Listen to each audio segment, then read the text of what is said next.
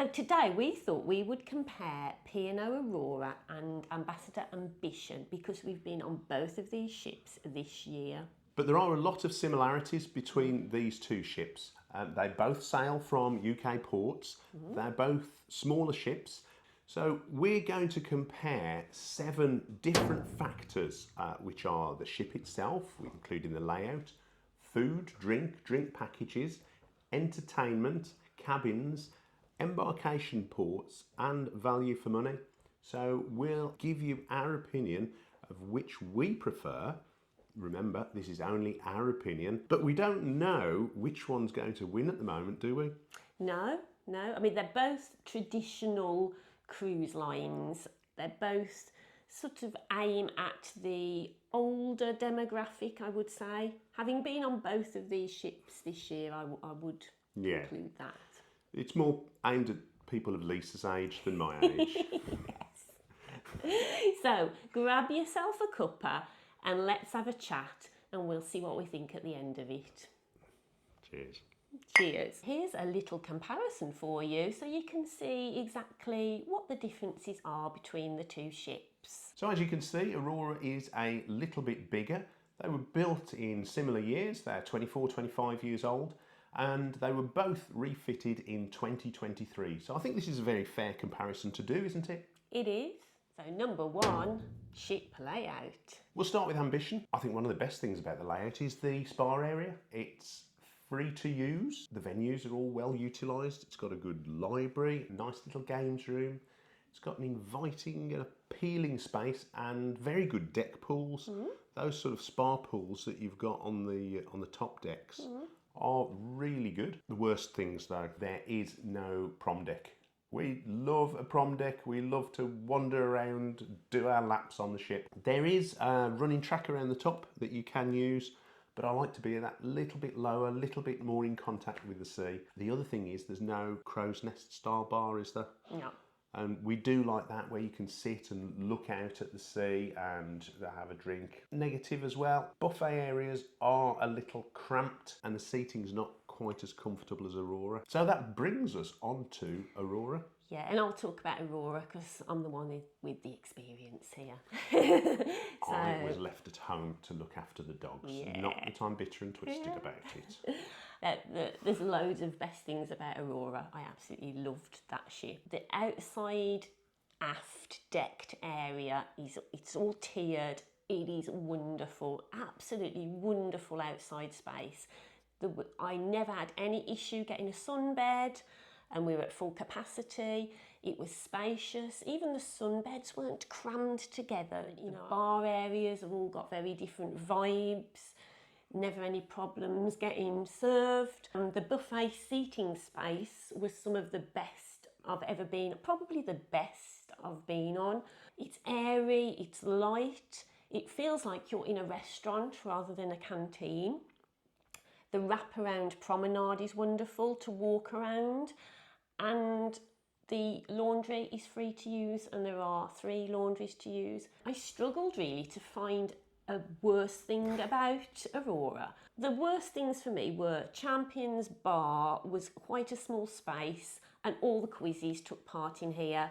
The buffet food selection area was quite small. Perhaps the food stations could be bigger, but those are the only 2 negatives I can really find about that ship. I mean, for me, having been on both of them, the ship layout, Aurora is a clear favourite for me. Yeah.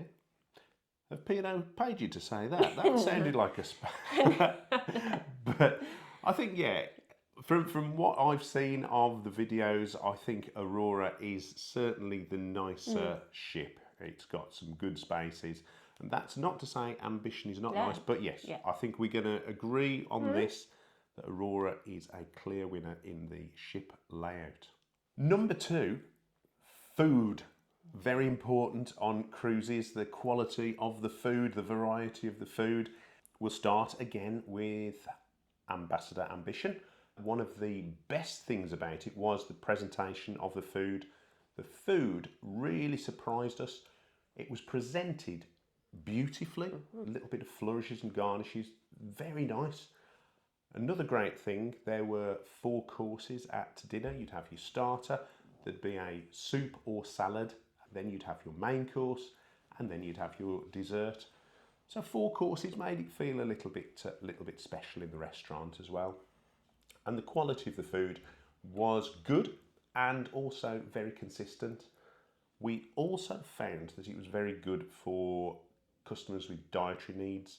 So whether that was gluten-free, whether it was vegetarian or vegan options, or dairy-free, all of those were very well available, very well labelled on all of the menus. We also found the staff on Ambassador Ambition to be excellent, really friendly, really good service. I cannot fault the staff on that ship at all. And as a result, the gala night felt special as well. There was also no late night buffet, which is a deal breaker, I know, for a lot of people. Didn't particularly bother us. The staff did come around later in the evening with canapes. The worst things about it is there is no freedom dining option. You are given your time to sit. There are also very few tables for 2 people, so the likelihood is you're going to be sharing with someone else. And the other strange thing is when you have breakfast and lunch, you are generally seated with other people. At breakfast, you'll have your tea and coffee brought to your table. However, you will then go and get your breakfast buffet style. For your lunch, you will go and fetch your own starter. You'll have your main course brought to you, but then you'll go and fetch your dessert. So the main dining room is a little bit of a half and half. So that is Ambassador Ambition. So Aurora, right, what were the best things about that? The food quality was good. The service in the restaurants was good. The late night buffet was on Aurora. There was freedom dining choice if you booked select fare. So if you book saver fare like we did, you don't have a choice, and we were put on the fixed dining option. If you want to go on Aurora and you want to go on freedom dining, you probably need to select fare. There are lots of tables for 2 on Aurora, so that's not a problem at all. Although in the fixed dining restaurants, most of the tables were for 4 and above, so we did end up sitting with some other people. There's no problems to find seats sat in the buffet either. Really easy ship to sit anywhere you want in any of the eating venues. The worst thing about Aurora was I didn't think the food was as consistently good as it was on Ambassador. So, for example, the pizza some days was really nice from the Lido Grill, and other days it was not good at all. Sometimes the salads didn't look as appetising as other days. There also seemed less vegetarian choice on Aurora than there did on Ambassador, although we always found something to eat. So overall, having been on both, they're a bit like this on food. And so it comes to quite an equal balance for me. I think That's a draw then. That's a draw. When we cut to the chase, it's a draw. Number 3, drinks. So Ambassador have 3 different drinks packages. They have Experience, Explorer and Expedition, which is the premium package. We found with Ambassador they can be very, very variable in price. It can be as low as £20 per person per night, up to £74.50 per person per night. And that's for the Expedition package you're specifically talking about there. Yeah, that's the Expedition package. The other packages are different and slightly cheaper. So you can see the variation between the prices and the pricing of Ambassador. And I think this fluctuation means that you really do have to keep a close eye on the price. And sometimes you'll get a deal on the parking, sometimes you'll get a deal on the cruise, sometimes you'll get a deal on the drinks package. And it's worth looking to see what deal would work best for you. Drink prices on Ambassador are quite reasonable. Yeah. We'll probably put up a selection of drinks prices and we'll put them side to side as well after, and you can see what you think. But yeah, pretty much pub prices and nothing that is going to cause a massive shock to the wallet for anyone who drinks out regularly. There's no service charge on top of the price that you see, and it's all in £sterling. That's true. And another good thing about the drinks package on Ambassador, if you buy any one of the drinks packages, gratuities are included, and gratuities tend to be around £7 per person per night for sailings under 2 weeks. So you could sort of discount that £7. Yeah, so if you don't buy the drinks package, you need to remember to add those gratuities onto your cost of your cruise if you want to compare it to a P&O cruise, because on P&O, gratuities are automatically included. So P&O, now they have 4 drinks packages. They are Refresh, alcohol-free, classic and deluxe. And they tend to be a consistent price across all their ships.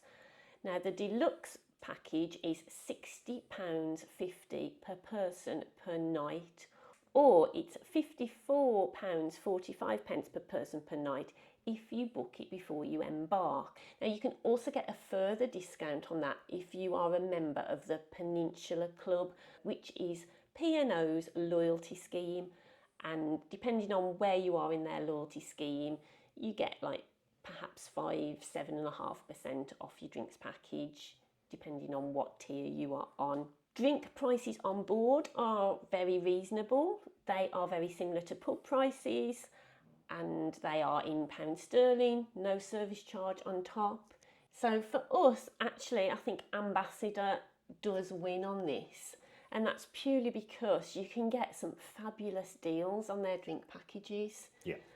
And for us, we are value cruisers. We do try and get the most out of our money so that we can take a few cruises each year. I think the drinks available are reasonably similar, and it just is, if you can get a good deal, Ambassador's going to tip it for us. Yeah. So guys, if you are finding this vlog useful, please consider subscribing to our channel. It's completely free to do so, and it just means that when we release our latest vlogs, which are normally every single Friday, and occasionally they're on a Wednesday as well now, you will get them come up in your subscriber page. We enjoy doing a lot of research around our trips that we go on, so we find out quite a lot of information, and you know, we just want to share that with you to help you make an informed choice, because let's face it, holidays are expensive, aren't they? And you work hard all year and you want to try and make the best possible choice for you in your circumstances as possible. So if we are helping you, please, you know, let us know, click the like button, send us a comment, subscribe, and hopefully we can help you even more. Number 4, entertainment. So entertainment on Ambassador Ambition. The best things, I've got to say, the cast were brilliant. There was excellent quality of singing from all of the cast, very consistent throughout, and probably the best vocals that I've heard on board any of the ships that we've been on to. The entertainment team were constantly visible, working hard, and they did quite a lot of strange and different things. There were little vignettes and little shows, 10-minute pop-ups. They ran book clubs, and there was a very good variety of activities throughout the day. One of the worst things we felt was the guest acts, which were variable in quality, some very good, some not so good, and the early theatre show was sometimes a little bit difficult to get a seat in, and there were those odd bucket seats as well, which nobody liked, and everyone tried to avoid sitting in because they were a little bit wobbly. Aurora. So the best thing about the entertainment on Aurora for me was the Creative Waves team. They were excellent. I mean, this is if you like crafting, which actually I found out I did. But they offered very different sort of crafts every day, and if you go back and look at the P&O Aurora Sea Day episode, there's quite a big section in that about Creative Waves. The other good thing was, on Aurora there's never any problems about getting a lovely comfortable seat in the theatre. You could walk in 30 seconds before that show was going to start and you would get a good seat. The worst things about the entertainment were that Again, the spaces where they hold the quizzes is very small. Quizzes are really popular on Aurora, and sometimes you would go 10 minutes before it started and you couldn't even get a seat and you couldn't even stand up, so you couldn't take part. And also a lot of the entertainment just feels very, very similar to what I've seen on the other P&O ships. It's good, there's nothing bad to say about it, but it's very familiar. And so, having sailed with P&O quite a number of times over the past few years, I just know what to expect, and there wasn't anything different, which was a shame. So I think overall for me, Ambassador was slightly better on entertainment just because it was different, it was fresh, and that may be just because it was the first time we'd experienced it. Possibly. Number 5, the cabins. Start with the Ambassador Ambition again. The cabins were very clean, very tidy. The stewards were very good. There was sufficient space. They're not massive. We had exterior, an outside cabin. It was forgets what they're called. It was inside the ship still. It wasn't outside. It wasn't like stowaways. We weren't in a tent. It was an outside cabin, but it was a superior one. It was okay, wasn't it? It was good space. It had a glass shower door, which can be a bonus for a lot of people who don't like shower curtains. And there were plenty of electrical sockets. It is what it is. Yeah. It's perfectly adequate. The worst things about it, the toilet was tightly wedged into the corner up against the shower screen, but that's about it. So on Aurora, the best thing about the cabin, again on Aurora we had an inside cabin, so we didn't have a sea view because we are budget travellers. We try and get the most for our money. We don't mind having an inside cabin at all, no issue with that. The cabin itself was very clean. There was plenty of storage space. It wasn't the most fashionable cabin. It looked a little bit dated, but as long as it's clean and the storage, I don't care how dated it looks, that really doesn't bother me. There was plenty of room to get changed, to get out of bed and get to the bathroom. It was all fine, it was great. The worst things about the cabin, there was only one accessible plug socket. The only other thing I can say is there was a shower curtain. That really doesn't bother me at all, but I know it bothers a lot of people. Yeah, it was just fine, and I mean, to be honest, I thought both cabins were completely fine, no issues at all. I would rate them the same. So cabins is a draw. Yeah, draw again. Number 6, ports. So currently Aurora sails out of Southampton, whereas Ambition uses several different UK ports, including Tilbury, Liverpool, Bristol, Dundee, Belfast and Falmouth. Ambassador also has some cruises where you depart from one UK port and end up in another. We live, in case you hadn't realised from the way we speak, in the middle of the country. We can get to Southampton within about 2.5 hours. It took us about the same to get to Tilbury, about 2 hours to Bristol. It's very equal for us, to be honest. We are lucky because we could go anywhere, apart from obviously Dundee or Belfast. That might be a bit of an issue. We've done Newcastle now. We have done Newcastle, but if you're someone who lives in Southampton or South London, well, Tilbury might be better if you live in London, but if you live in the southeast of the country, Southampton might be great for you. So for us, in this category, they're both very even. I think this is a category where this is down to where you live in the UK. So for us, ports, it's a draw. Number 7, value. Ambassador, we've been looking recently and found that the base price can actually be quite high, and you also have to consider that gratuities aren't included in the base price.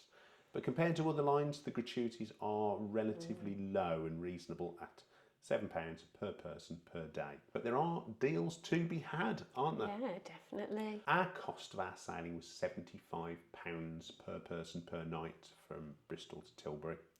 Tilbury to Bristol, which was a very good deal. But looking at the prices recently, this seems to be the exception rather than the rule. Because that £75 per person per night did include all our drinks and gratuities, remember? So Aurora cost us £67 per person per night without any drinks packages.